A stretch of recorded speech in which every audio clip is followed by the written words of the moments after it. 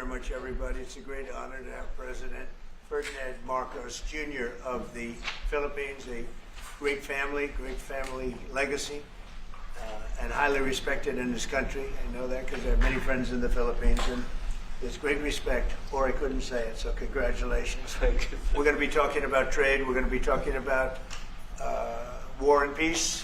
They're a very important nation militarily, and we've had some great drills lately. We're back with them. I think I can say that the last administration was not getting along with them too well. They didn't get along with anybody. They didn't know. Honestly, they didn't know what they were doing. But we have some fantastic military relationships with the Philippines, and that's been reinstituted.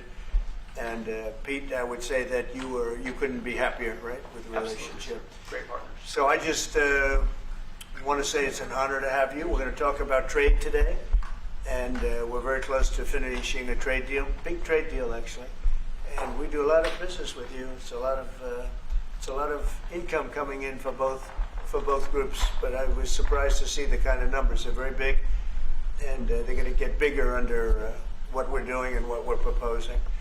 And I just want to thank you for being with us. It's a great honor. You and your representative. It's really a great honor.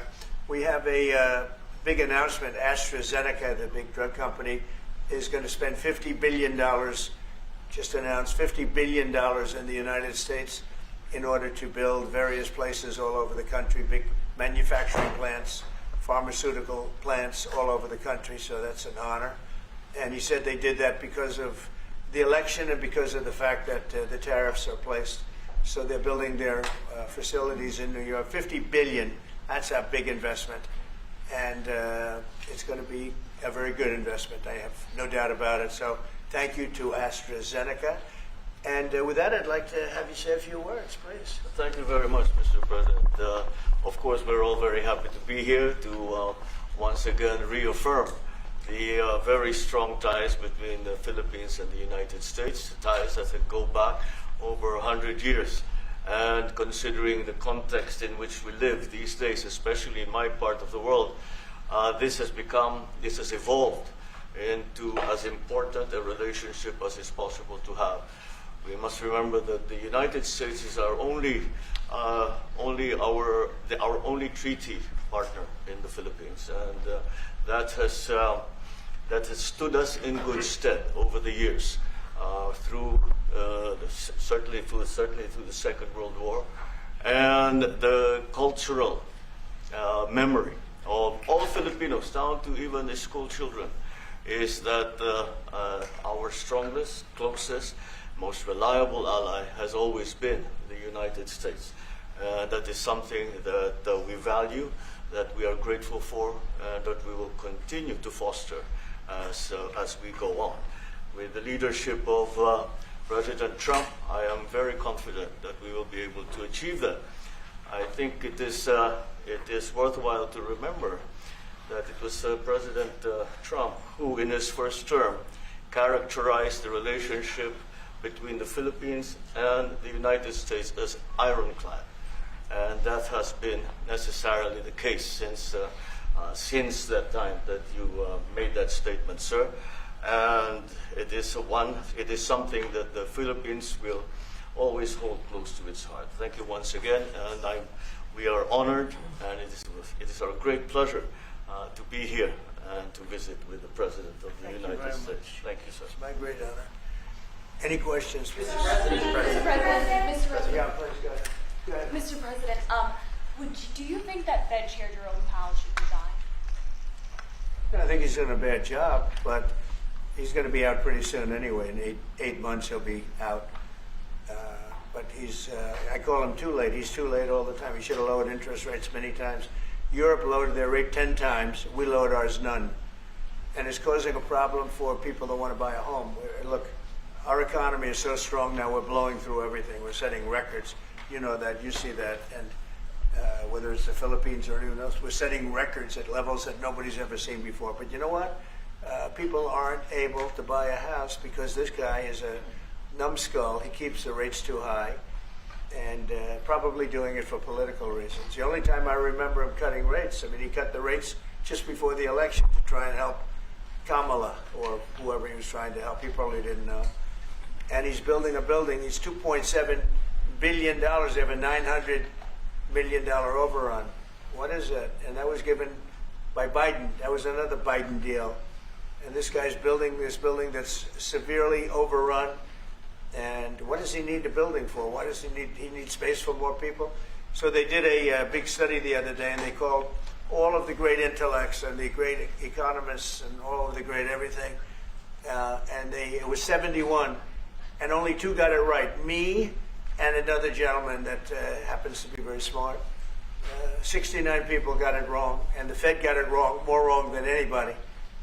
And you know, he has these think tanks, and they build buildings for people that think. And it's really not thinking; it's a little bit of combination of thinking, but it's something you sort of have or you don't have. They don't. The job he's done is just terrible. He ought to raise interest rates. You know, we should be at 1%. We should be leading the world. Instead, we're paying 4%. And if you look at what that means, that's over $1 trillion in interest that we have to pay. That with the striking of a pen, we would be saving more than $1 trillion. Is that right, Scott? Yes, Do you have sir. anything to say about it? Yes, sir. I called yesterday and this morning for the Fed to do a big internal investigation to understand not their monetary policy, but everything else. The Fed has had big mission creep, and that's where a lot of the spending's going. That's why they're building these new or refurbishing these buildings. And I think they got to stay in their lane. And I think that based on the way they cut rates last fall, they should be cutting rates now. It's inconceivable, I know the Fed very well, that they can be spending $2.7 billion to build a building. They don't do anything. It's the greatest job. You show up one day, a half a day, you make a little speech, the economy's doing well, the economy's not doing well, we're going to raise interest. And he's got it wrong. That's why I call him too late, T-O-O, too late. And it's really too bad. But it is affecting people that want to buy houses, and that shouldn't happen. And Mr. President, And you know, he should lower them. Those rates should be 3 points lower. That's what they should be, 3 points lower, maybe more than that. Mr. President, I would like to ask both of you Yes. one question. Mr. President Marcos, next year, Philippines is going to be the rotating chair of ASEAN. I wonder how do you plan to balance your relationship between the United States and China? And for President Trump, Kremlin yesterday said if you are going to Beijing in September, they wouldn't rule out a meeting between you and President Putin. Is such a meeting possible? And how soon do you plan to visit China? Well, we have a lot of meetings possible. President Xi has invited me to China, and we'll probably be doing that in the not too distant future. A little bit out, but not too distant. And I've been invited by a lot of people, and we'll make those decisions pretty soon. Please. Well, as you say, we are chairing ASEAN for 2026. There is no need, in a sense, to balance, as you characterize it, to balance our relationship within the United States and China, simply because our foreign policy is an independent one, and we are essentially concerned with the defense of our territory and the exercise of our sovereign rights. Now, whether we do this not alone, we need to do this with our partners. And again, our strongest partner has always been the United States. But of course, we are trying to form coalitions and multilateral relations so that those like-minded nations who share the same values as we do, who hew to international law, most specifically the UNCLOS, present that position very clearly to anyone who has intentions of unilaterally changing the world order, and that is how we are guided in that. And I don't mind if he gets along with China, because we're getting along with China very well. We have a very good relationship. In fact, the magnets, which is a little complex piece of material, but the magnets are coming out, very well. They're sending them in record numbers. We're getting along with China very well, and I don't mind if the president dealt with China, if that's meant, because I think he has to do what's right for his country. I've always said, make the Philippines great again. Do whatever you need to do, but you're dealing with China wouldn't bother me at all. Well, now it is something that we have to do in any case. Yeah. And, certainly. Mr. President, do you support the Justice Department seeking a new interview with Ghislaine Maxwell, and did you urge the Attorney General to seek one? I don't know anything about it. They're going to what? Meet her?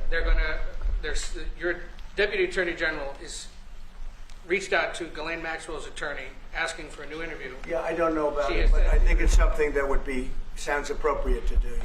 Do you have any concern that your Deputy Attorney General, who's your former attorney, would be conducting the interview, given your No, your no. past relationship? He's a very talented person. He's very smart. I didn't know that they were going to do it. I don't really follow that too much. It's sort of a witch hunt, just a continuation of the witch hunt. The witch hunt that you should be talking about is they caught President Obama absolutely cold, Tulsi Gabbard. What they did to this country in 2016, starting in 2016, but going up to 2020 in the election. They tried to rig the election, and they got caught. And there should be very severe consequences for that. When we caught Hillary Clinton, I said, you know what?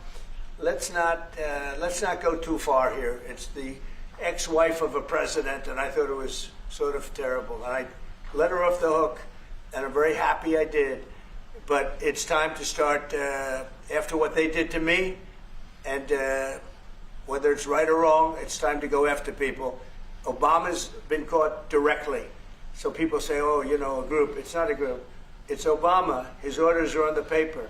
The papers are signed. The papers came right out of their office. They sent everything to be highly classified. Well, the highly classified's been released.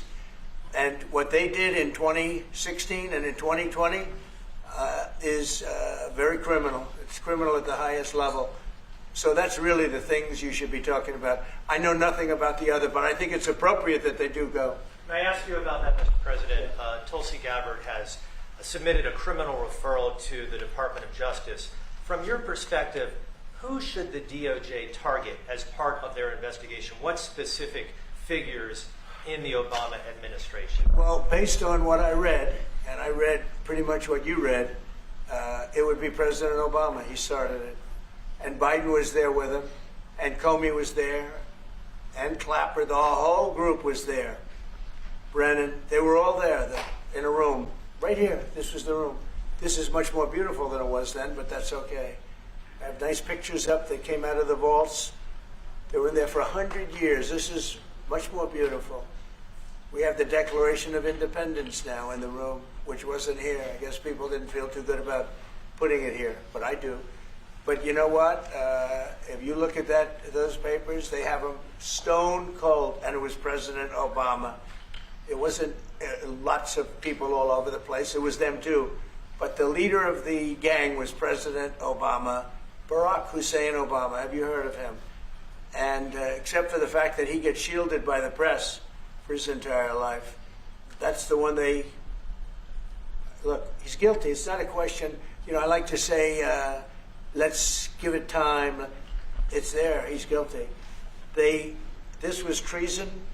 This was every word you can think of.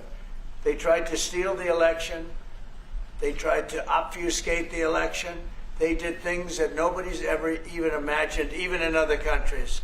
You've seen some pretty rough countries. This man has seen some pretty rough countries, but you've never seen anything like it. And we have all of the documents.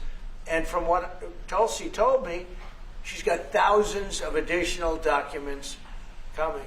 So President Obama, it was his concept, his idea, but he also got it from crooked Hillary Clinton. Crooked is a $3 bill.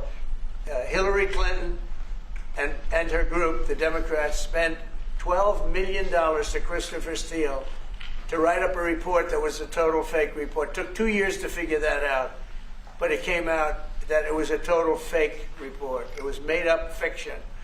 And they used that.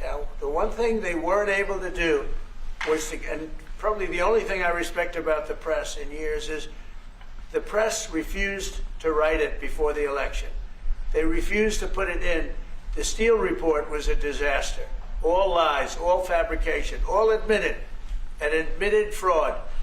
She paid $12 million, and the Democrats, for that report to a wise guy named Christopher Steele.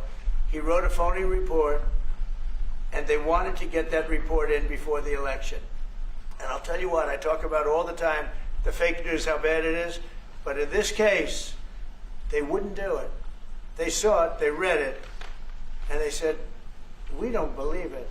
And it was only after, substantially, like a month and a half after the election, that it got printed, and it was a big wisp. It was just like a bang of nothing, because the election had ended.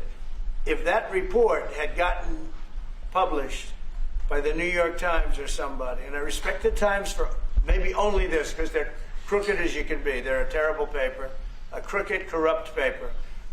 But for this one moment, they said, this is bullshit, we can't put this in. And neither could any other paper. Wall Street Journal's a lousy paper, very, very dishonest paper. As you see, I'm suing them for a lot of money because they do things very badly. It's got a nice name, but it's really, in my opinion, it's a terrible paper. And it can be corrupt. But just so you know, they didn't take the Steele report. It was the dossier. Remember the famous dossier? I called it the fake news dossier. The news wouldn't publish it. And I'm amazed. They had 2.5 months. It was finished. 2.5 months. That was supposed to be what was going to happen. And it got published a couple of months after the election. And frankly, nobody cared too much about it. But that was a big thing. No, we caught Hillary Clinton. We caught Barack Hussein Obama.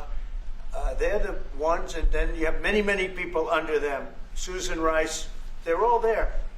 The names are all there. And I guess they figured they're going to put this in classified information and nobody will ever see it again, but it doesn't work that way. And it's the most unbelievable thing I think I've ever read. So you ought to take a look at that and stop talking about nonsense, because this is big stuff. Never has a thing like this happened in the history of our country. And by the way, it morphed into the 2020 race. And the 2020 race was rigged, and it was a rigged election. And because it was rigged, we have millions of people in our country. We had inflation. We solved the inflation problem. But millions and millions of people came into our country because of that. And people that shouldn't have been, people from gangs and from jails and from mental institutions, people that we don't want in our country, people that we're getting out, dangerous people. 11,888 murderers, many of them 50%, more than 50%, murdered more than one person. I hate to say this with such a distinguished guest, but you know, they asked me a question. I got to answer the question. No, Barack Hussein Obama is the ringleader. Hillary Clinton was right there with him, and so was Sleepy Joe Biden, and so were the rest of them. Comey, Clapper, the whole group. And they tried to rig an election, and they got caught. And then they did rig the election in 2020. And then because I knew I won that election by a lot, I did it a third time, and I won in a landslide. Every swing state won the popular vote. But I won that all the same way in 2020. And look at the damage that was caused. How crucial is the ammunition hub, and how crucial is the ammunition hub that the U.S. plans to build in Subic and the Luzon corridor, considering that these will be built in areas that hosts strategic ports as well as military air bases? You're talking ammunition? Yes, the U.S. House Congressional Committee on Appropriations approved a budget. What's very important. Otherwise, we wouldn't have approved it. Sorry? Yeah, it's very important. Otherwise, we wouldn't. We need ammunition. We're going to end up in a few months, we'll have more ammunition than any country has ever had. We're going to have more missiles than any country has ever had. We're going to have all the speedy missiles. We'll have the speedy ones, the slow ones, the accurate ones, the ones that are slightly less accurate. We have everything. But we will have more ammunition than any country has ever had. It's very important to me. And how Go ahead, please, Red. Sir, when you say that you're close to making a trade deal, what gaps remain? And for President Marcos, sir, I was just wondering, do you not think that perhaps the Philippines hosting U.S. missile systems could be considered escalatory by China, especially because they can strike even to mainland China? Thank you. Well, it's an honor to be with this gentleman. You know, I've known him, and I've known his family, actually, but I've known him. And I assume you're from the Philippines? Are you from the Philippines? Yes, sir. That's good. You're very lucky to be from the Philippines. Right? It's a great place. But we're going to have a very good relationship. I mean, I know you had some problems with another president, and it was not your fault. It was the president's fault. And the country was maybe tilting toward China, but we untilted it very, very quickly. But you know, you had a country that was tilting toward China for a period of time, and I just don't think that would have been good for you. You can deal with China, you should deal with China, but when I got elected, everything changed, and they came right back to us. President Trump, could My you question consider to extending President Marcos. Sorry, Say it my again. question Yeah, to Brian, go ahead. Oh, Mr. President, I just wanted to piggyback off Sorry, I have housing. a question to President Marcos. I'll let you Yes, answer first. yes. I'm sorry, what was the question again? It was about whether having U.S. missiles hosted in the Philippines could be considered escalatory by China. because they had All of missiles. what we consider part of the modernization of the Philippine military is really as a response to the circumstances that surround the situation around the South China Sea and now what we used to refer to as Asia Pacific, which we have expanded now to the Indo-Pacific. And if we would certainly, like in any kind of military spending, we would wish that it wasn't necessary, but it is. And so that is what we are doing. And as an adjunct to the question about the ammunition production, this is actually the United States is assisting the Philippines in what we call our self-reliance defense program, which is to allow us to be self-reliant and to be able to stand our own 2 feet, whatever the circumstances that occur in the future. And that the reason that we have encouraged more interaction with the United States is because it is necessary. And it is not just with the United States. It is with all our neighboring countries and even countries as far afield as the Scandinavian countries, the EU. And so this is an ongoing process. And again, I will stress the point that we do this because we feel it is necessary. And don't forget, just as tantamount to what you're asking, the Philippines were loaded up with ISIS and a lot of terrorists, and they were at a very, very dangerous point. And during my administration, we went in and we wiped them out, working with the Philippines, but we wiped them out. But if we didn't go in, I don't know what would have happened. I don't know who would be your president right now. But we spent a lot of time and a lot of talent on going into the Philippines and wiping out terrorists. They had a tremendous problem during my administration. And we cleaned it up, we got them out, and now you really have a good, solid country again. I believe so, yes. How can you make Mr. President, I wanted to follow up on the housing question. Yeah. You've got no tax on tips, no tax on overtime, no tax on Social Security. How important is it we have no tax on home sales, capital gains, to unleash the housing market in this country? Well, we're thinking about that, but would also unleash it just by lowering the interest rates. If the Fed would lower the rates, we wouldn't even have to do that. But we are thinking about no tax on capital gains on houses. And very impressed that you asked that question because nobody knew that. Well, How did you find that out? That's very. I wonder why there's I'm very close. There's a leaker. There's a leaker. I've also got a question. I find it a very interesting world that we know more about two people at a Coldplay concert just hours after that viral video than we know of Thomas Crooks 1 year after attempting to assassinate you. What is holding back the investigation on Thomas Crooks? Well, they've reported to me and they've told me things, and they really say they haven't found anything that was abnormal. I would say this: the Secret Service was very brave because they were right there and they jumped on me. They made a mistake. They should have had somebody on that roof, and they should have had communication with the local police, who also, they did a very good job, but they made some mistakes, and we have a whole different group of people now. I don't think anything can happen, but I think we have the best people anywhere in the world right now, and I think they've learned. And they went into him very, in great detail. They gave me the whole thing, and what can I do? They say that it was just a nut job that was looking to do this, and I spoke with the FBI, the new FBI. I spoke to the FBI, who was the old FBI, I wouldn't have believed a thing they said, because the old FBI under Comey was crooked as hell. He was one of the most crooked. Everybody should read the Horowitz report. Unfortunately, Bill Barr didn't use it. But the Horowitz report, not appointed by me, it was a report on Comey and the FBI.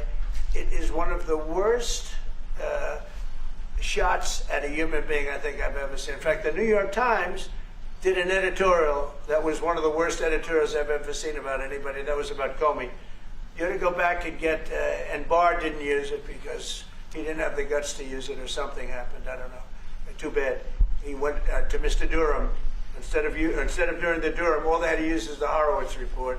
And I always felt badly for Horowitz, frankly, because he's a Democrat, I guess. He was appointed by a Democrat. But that report has gotten lost, and it shouldn't be lost. You should all go back. It should be mandatory reading. Go back and read the Horowitz report on Comey and his cronies.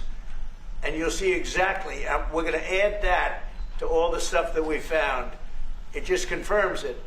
But what we found is even more so. Now, we found absolute, this isn't like evidence, this is like proof, irrefutable proof that Obama was seditious, that Obama was trying to lead a coup, and was with Hillary Clinton, with all these other people, but Obama headed it up. And, I get a kick when I hear everyone talks about people I never even heard of. It was this one. No. It was Obama. He headed it up. And it says so right in the papers. Got everything. This is the biggest scandal in the history of our country. And it really goes on to even the auto pen, because it all relates to the same thing. It all started the same sick minds. You have an auto pen, which is a tremendous, well, we don't have a president, we have an auto pen that signs everything. I'll bet you sign everything. You don't have auto pens. Everybody, who doesn't sign? You're the president of a country. But it's all that whole thing, leading right up to the end of it is the auto pen. And the auto pen was used by people, and Biden knew nothing about it. They were signing documents that he knew nothing about. As an example, they released the Unselect Committee of Liability. The Unselect Committee spent 2 years grilling everybody, and then they destroyed all the evidence. You know why? Because the evidence made them guilty, and he gave them all a pardon. The Cheney, all the scum that was on the Unselect Committee, Cryan, Adam Kinzinger, and Democrats, and he gave them a pardon. Do you have something else? Go ahead. I was going to add one more thing on Adam Schiff. Director Pulte reports that Adam Schiff claims he lived in a one-bedroom apartment. Now, how does a family of four, and you're a developer, very successful developer, how does a family of four live in a one-bedroom apartment? No, it looks like Adam Schiff really did a bad thing. They have him. Now, let's see what happens. It's not up to me. I stay out of it purposely. But it's mortgage loan fraud. It's a big deal. He defrauded banks and insurance companies and the federal government. But it's very simple. It's mortgage loan fraud. And you're right. It's a lot of people to live in a one-bedroom apartment, right? But he put it down. But he has a lot of other things far worse than that. So, no, Adam Schiff, they have him 100% on mortgage fraud. Now, if there's anybody else in this room except you would have no problem. But anybody else in this room, you'd have a problem. I'd have a problem. Yeah, please. So there was a hearing yesterday in the Harvard case. Would you allow Harvard to get their federal dollars back as a part of any agreement with the administration? No, I'm not giving. Harvard's been given $7 billion. Can you believe it? By the $7 billion, and we want money to go to all universities, not Harvard. Harvard got more than anybody else. They have $52 billion. They get huge tax incentives and tax breaks on that $52 billion. But they have $52 billion, and they got $7 billion over a short period of time. And we have a very hostile judge appointed by Barack Hussein Obama, a very, very hostile judge who knows exactly right from wrong. But we expect to win it on appeal. She hasn't given a decision yet, but she's very hostile, and she was put by Barack Hussein Obama. And generally speaking, anybody that does that, we're going to have problems with. So we don't expect to have. We won the case yesterday. Anybody that was there that was a neutral would say we easily won the case. But a lot of the case, and a big part of it's going to be how much money Harvard gets in the future. That's not part of the case, and they're not going to get very much. Mr. President, where are we in terms of negotiating about the reciprocal tariff? How far are we With who? with the Philippines? Yes, sir. How far Are you we from the Philippines? Yes, sir. I'm Good. from the Philippines. How far are we from achieving Well, free it's tough. trade He's a agreement? very tough negotiator. So far, we're not there because he's negotiating too tough. In fact, I used to like him better than I do now. He's too tough. But we'll probably agree to something. But he's strong, a strong negotiator. He loves your country. Mr. When President, are you coming to No, the no, Philippines, please. sir? You talk a lot about the severe consequences that those who are involved in the Russia hoax must face. In your view, sir, what are the next steps now that these documents are out there? Tulsi Gabbard? Well, the Justice Department would have to act. And we have a very competent, very good, very loyal to our country person in Pam Bondi, very respected. And it's going to be her decision. Just a follow-up to that, sir. Christy Nome is in New York City visiting an off-duty CBP officer who was allegedly shot this weekend by an illegal alien who came into the country during the previous administration. Right. What is your message to any local leaders who continue to push sanctuary city policies after this nearly tragic incident?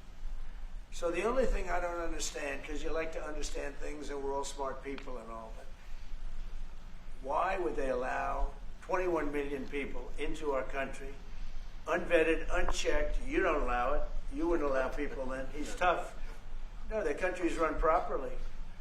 Biden and his group of thugs, and I don't think it was Biden, I think it was the people that surrounded that beautiful Resolute desk right behind you. They allowed 21 million people, probably much more than that, and many of them came from jails and gangs and drug dealers and mental institutions, insane asylums. Many of them are very sick. 21 million, probably 25 million, probably even more than that. And we're getting them out. Many were murderers, as I said. They killed people. Many killed more than one person. Stone cold murderers. I don't understand why they would have allowed that. There's only two reasons. The vote. Is there one voters? It's one reason. I don't think they would have done it for that because they cheat. You know, they're so good at cheating, they don't need that. But the vote, and the second reason is they hate our country. I think they hate our country. I actually do. And it's the biggest problem. I mean, much of our time is spent with, you know, we have the strongest border anywhere in the world now. Maybe even stronger than your border, if you can believe it. We have no people came in last month, zero, which is pretty amazing. I'm not even sure I can believe that. But liberals are the ones that do that calculation. So, but we had no people come in. A year ago, we had hundreds of thousands of people come in. Hundreds of thousands of people. And they flowed in. And if it wasn't for the election, it would have been millions of people came in last year. So millions of people prior to election time, they allowed millions and millions of people to come into our, I mean, you saw it. They'd open the gates. If you took an Alabama-LSU football game that holds 128,000 people, I was there, 128,000 people, and I liked them and they liked me. But if you took that and doubled it, that's what used to flow into our country on a daily basis. It's not even believable. And we're getting them out, and we're starting with the worst ones. And we had a man shot yesterday, a police officer who was a great gentleman, shot right here in the throat. Probably won't be able to speak again. But he was brave, and he shot the other guy, and they ended up getting him. And you saw the scene where his friend took him to a hospital and dumped him down on the sidewalk. The whole thing was crazy. But why would anybody do to our country what these Democrats have done? And honestly, we can never forget it. We can never forget it. What they have done, the damage that they've done to America is very, very sad. Thank you very much, everybody. Thank you, Fred. Thank you, Fred. Head out.